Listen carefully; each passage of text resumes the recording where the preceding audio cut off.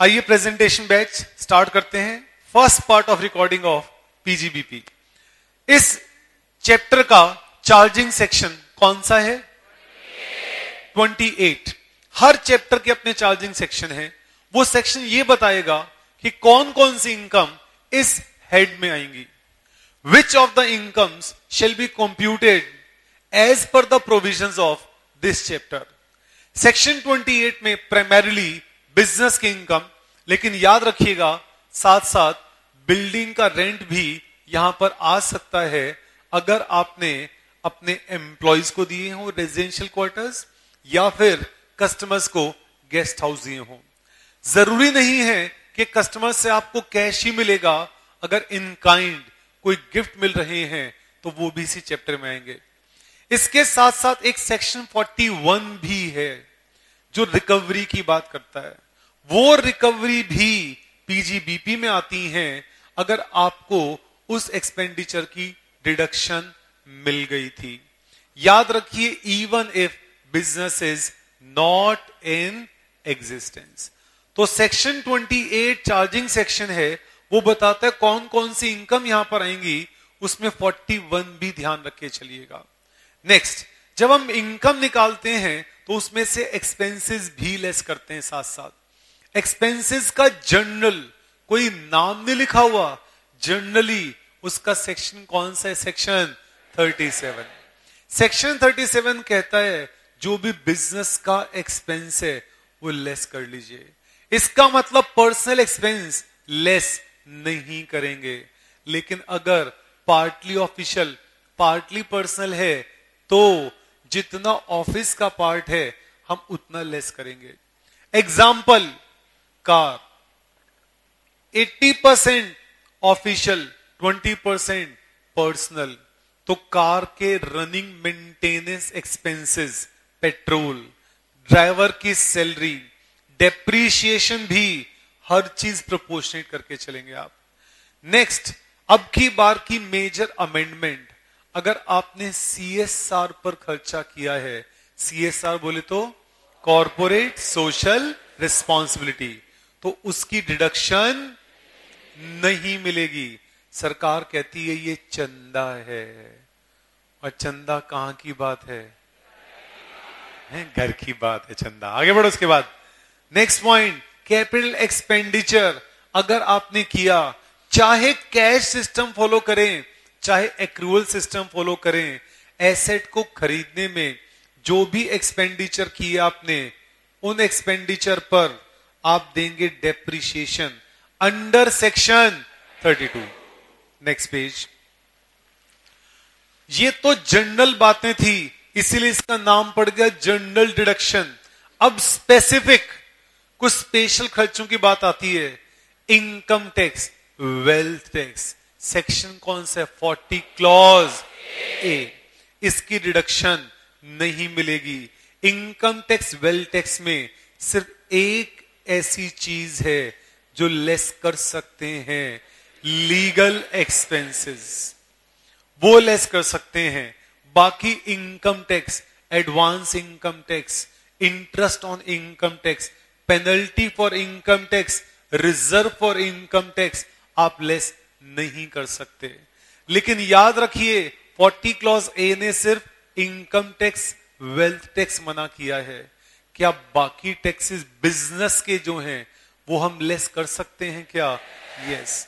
जो बाकी indirect tax हैं, ये तो पर्सनल टैक्स से VAT, excise, sales tax, custom, entertainment tax, service tax, ये सब लेस कर सकते हैं। हाँ, याद रखिएगा टैक्सेस तभी लेस करेंगे जब पे करेंगे as per section 43 capital B. Correct होगा पॉइंट यहां तक? अब जो बाकी टैक्सेस हैं उनका इंटरेस्ट भी लेस कर सकते हो आप, क्योंकि वो कोई कानून नहीं तोड़ा हमने वहां पर। हो उस सिचुएशन में जो इंटरेस्ट के अलावा पेनल्टी पे की आपने, वो लेस नहीं कर सकते। हाँ, पेनल्टी भी लेस कर सकते हैं। अगर वो कैसी पेनल्टी है? ब्रीच ऑफ कॉन्ट्रैक्ट की पेनल्टी है। तो इनकम टैक्स वेल्थ टैक्स के अलावा जितने भी बाकी टैक्सेस हैं उसमें सिर्फ दो चीजें मना है, रिजर्व एक और दूसरा पेनल्टी, इन दो की बनाई यहां पर। करेक्ट हो गया पॉइंट? Okay, next. सरकार ने अगर हमें इंटरेस्ट दिया लेट रिफंड पर, सरकार ने हमें इंटरेस्ट दिया क्योंकि देरी से रिफंड किया था, तो क्या वो इंटरेस्ट टैक्सेबल होगा? Very good, yes. कहां टैक्सेबल होगा? Other source. याद रखिए, इंटरेस्ट जब भी आएगा हमेशा अदर सोर्स में होगा, एक इंटरेस्ट को छोड़कर पार्टनरशिप फर्म से अगर पार्टनर्स को मिलता है। चलिए next concept, 40 capital A subsection 2। अगर आप रिलेटिव्स को पेमेंट करते हैं तब उस सिचुएशन में रीजनेबल कीजिए, अनरीजनेबल जितना होगा उतना लेस नहीं करेंगे। समझिए ध्यान से, 40 कैपिटल ए सबसेक्शन 2 और सबसेक्शन 3 में एक गड़बड़ हो जाती है। इन दोनों को कंपेयर करते समझिए। सबसेक्शन 2, रिलेटिव को मैंने 50,000 दिए जबकि रीजनेबल 40,000 था। मैंने अपने रिलेटिव को 50 पे किए जबकि रीजनेबल 40,000 था, तो क्या मुझे रिडक्शन 0 मिलेगी या 40 मिलेगी? 40 मिलेगी। जितनी रीजनेबल है उसके लिए मनाही नहीं है। आइए दूसरा एग्जांपल देखते हैं 40 कैपिटल सबसेक्शन 3 का। सबसेक्शन 3, मैंने किसी पर्सन को 21,000 कैश पे कर दिया। क्या कहते हो? क्या 1,000 या 20,000 रिडक्शन मिलेगी या 0? 0। ये इन दोनों का मेन कॉन्सेप्ट ध्यान रखिएगा। करेक्ट है पॉइंट? 40 कैपिटल सबसेक्शन 2, एक और पॉइंट ध्यान रखिए, मैंने अपने रिलेटिव को 1 लाख की पेमेंट की जबकि रीजनेबल 3 लाख बनता था। रीजनेबल 3 लाख बनता था, मैंने अपने रिलेटिव को 1 लाख की पेमेंट की, तो मुझे डिडक्शन कितनी मिलेगी? 1 लाख मिलेगी। Very good. Next 40 capital subsection 3। याद रखिए, 3 ऐसी चीजें हैं जो मना कर रखी हैं, कैश, बियर चेक और क्रॉस चेक। इन 3 में अगर आप 20 तक पेमेंट कर दें तो एक्सेप्टेड है, 20 से ऊपर जरा सा भी बढ़े तो टोटल मना कर देंगे। लेकिन एक दिन में टोटल करके देखना है। एक पर्सन को मैं 10 लोगों को 20-20 पेमेंट कर दूं, कोई दिक्कत नहीं है। एक पर्सन को एक दिन में टोटल 20 से ज्यादा पेमेंट इन 3 से नहीं कर सकता। Cash, bearer cheque, cross cheques नहीं कर सकता यहां पर मैं।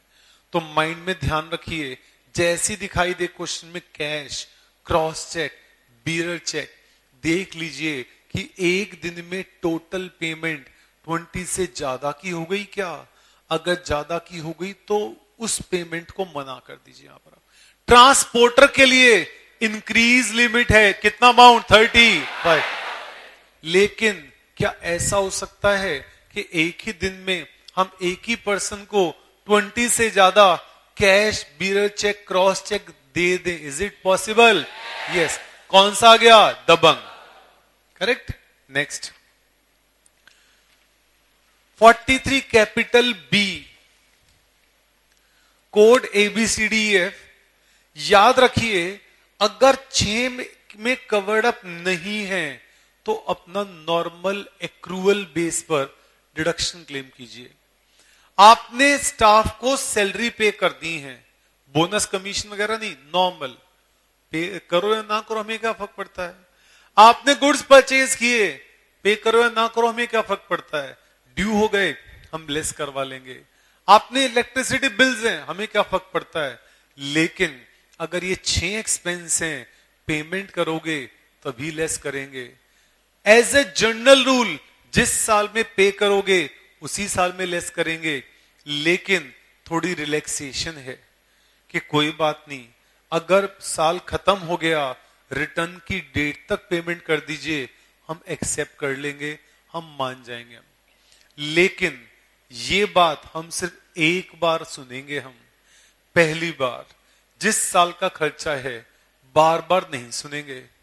पहली जिस साल का खर्चा है अगर वो निकल गई डेट वो, तो फिर तो फ्यूचर में जब भी आप पे करोगे उसी ईयर में लेस करेंगे हम। करेक्ट है वर्ड यहां तक है।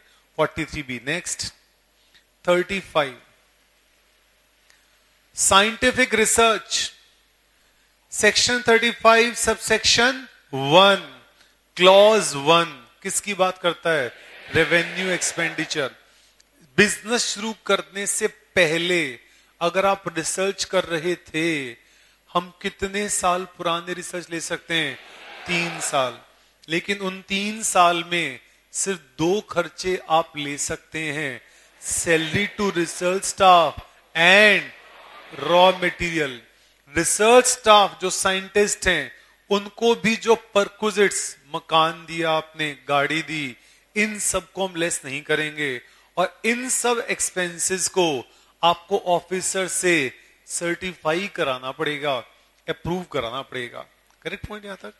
इसी तरीके से 35 सबसेक्शन 2 भी है। सबसेक्शन 2 किस चीज का वहां पर हो? Capital expenditure. वो भी 3 साल पुराना भी ले सकते हैं, लेकिन लैंड के लिए नहीं है। ऑल्सो वहां पर वेरीफाई कराने की बात भी नहीं है वहां पर। करेक्ट। 35 सबसेक्शन अब डोनेशन। 35 सबसेक्शन 1 क्लॉज 2 कितना परसेंट है? क्लॉज 2 175। किस काम के लिए?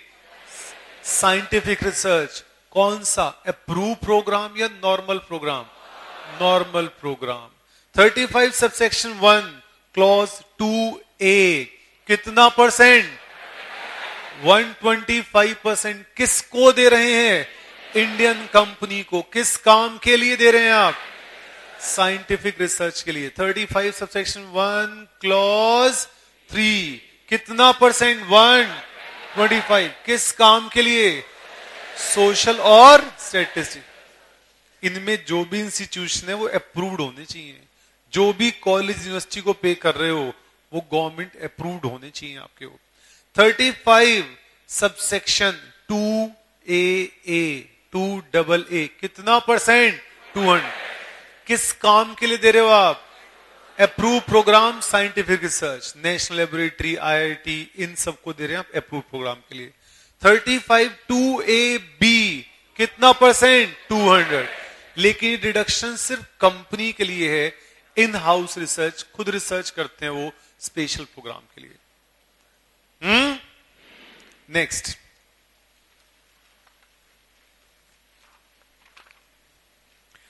डोनेशंस सिर्फ 3 अलाउड हैं जो बिजनेस इनकम में से लेस कर सकते हैं। नंबर 1 साइंटिफिक रिसर्च, जो भी 35 वाले।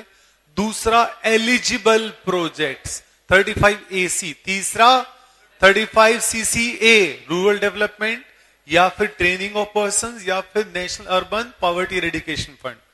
कोई भी और डोनेशन है, पॉलिटिकल पार्टी, रूरल डेवलपमेंट, कोई भी और कोई भी चीज है। एक और हमने आज पढ़ा था prime minister national relief fund, क्या वो लेस कर सकते हैं? नो, कुछ भी लेस नहीं कर सकते हम। अगर हमने पॉलिटिकल पार्टी की मैगजीन में कोई एडवर्टीजमेंट दी, नो, कहीं और एडवर्टीजमेंट दो, हम लेस कर सकते हैं।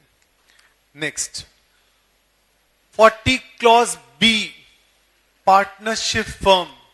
स्पेशली पार्टनरशिप फर्म के लिए, पार्टनरशिप फर्म अपने पार्टनर्स को इंटरेस्ट दे, authorise by partnership deed. Deed का मतलब क्या कहा था हम लोगों ने यहां पर? Formal agreement. Very good. कितना परसेंट? 12। अगर 10 दिया तो 10, 15 दिया तो 12, अप टू है। मैक्सिमम 12% दे सकते हैं आप। क्या नॉन वर्किंग पार्टनर को हम इंटरेस्ट दे सकते हैं क्या यहां पे? अपने आप ही नॉन वर्किंग पार्टनर को क्या हम अपने आप ही कर लो, जाओ कर लो अपने आप, थोड़ा भेजना। क्या नॉन वर्किंग पार्टनर को हम सैलरी दे सकते हैं क्या? नो, नहीं दे सकते। क्या हम वर्किंग पार्टनर को प्रॉफिट दे सकते हैं? प्रॉफिट दे नहीं सकते उसको हम? शाबाश, वेरी गुड। क्या वर्किंग पार्टनर को हम सैलरी दे सकते हैं क्या? यस, दे सकते हैं, लेकिन मैक्सिमम कितनी देंगे यहां पर हम? अगर बुक लॉस है तो 1,50,000, प्रॉफिट है तो पहले 3 लाख पर 90% और 1,50,000 विच एवर इज हायर। उसके बाद बैलेंस जो बचा उस पर 60%। करेक्ट, यहां पर ये मैक्सिमम है। पहले बुक प्रॉफिट निकालिए। बुक प्रॉफिट का मतलब सारी इनकम लेकिन सैलरी देने से पहले। तो सैलरी देने से पहले कितना प्रॉफिट बचा उसको बोलते हैं बुक प्रॉफिट। उसके ऊपर ये स्लैब लगाइए, पता चल जाएगा मैक्सिमम कितना इनकम टैक्स के हिसाब से। एक्चुअल से कंपेयर कर लीजिए, लेस करने के बाद आपका आ जाएगा फाइनल इनकम अंडर सेक्शन 28। इस चीज का डायरेक्ट कनेक्शन पार्टनर्स की इनकम पर है। जितनी फर्म को डिडक्शन मिलेगी पार्टनर्स की इनकम में, उतना ही ऐड होगा एज पर सेक्शन 28। वैसे इंटरेस्ट अदर सोर्स में जाता है, वैसे सैलरी हेड में जाती है, लेकिन अगर फर्म से मिली तो उस सिचुएशन में इंटरेस्ट सैलरी दोनों आपके लिए पीजीपी हेड में आएंगे। जितनी फर्म को रिडक्शन मिली है उतना पार्टनर की इनकम में ऐड करेंगे यहां पर हम। As per section 10 clause 2 capital A, जितना पार्टनर को share in the income profits में से हिस्सा मिलेगा वो एग्जेम्प्ट रहेगा, क्योंकि फर्म उस पर टैक्स पे कर चुकी। ओके